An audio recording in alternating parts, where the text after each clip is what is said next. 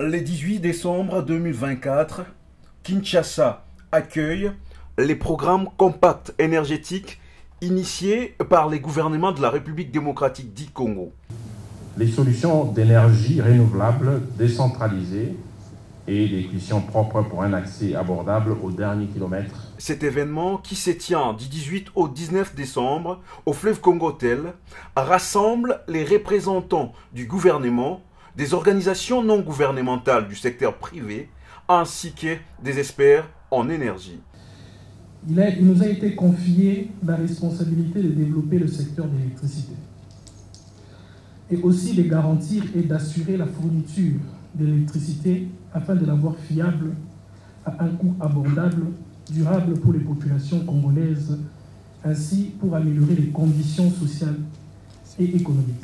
Les programmes compacts énergétiques visent à transformer les paysages énergétiques de la RDC en favorisant un accès équitable à l'énergie, en développant des infrastructures durables et en renforçant la résilience énergétique du pays. À travers ces consultations, les gouvernements de la RDC espèrent développer une feuille de route qui répondra aux besoins énergétiques croissants de la population tout en tenant compte des enjeux environnementaux.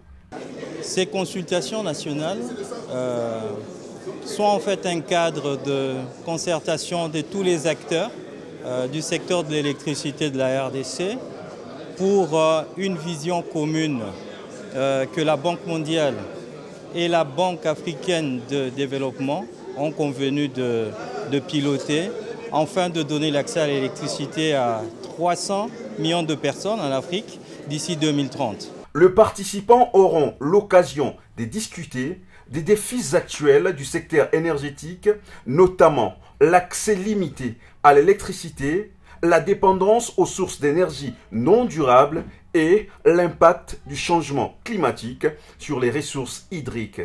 C'est un programme qui est structuré en 5 piliers dans lequel on parle des infrastructures qu'il faut construire pour la production, parce que comme vous le savez, la RDC, nous sommes à 21,5% du taux d'accès en électricité. Il faut relever ces taux-là. 21,5%, c'est environ 20 millions sur les 100 millions environ du Congolais aujourd'hui. Et en 2030, nous serons à environ 130 millions. À l'issue de ces consultations, un rapport sera élaboré consolidant les idées et les propositions recueillies.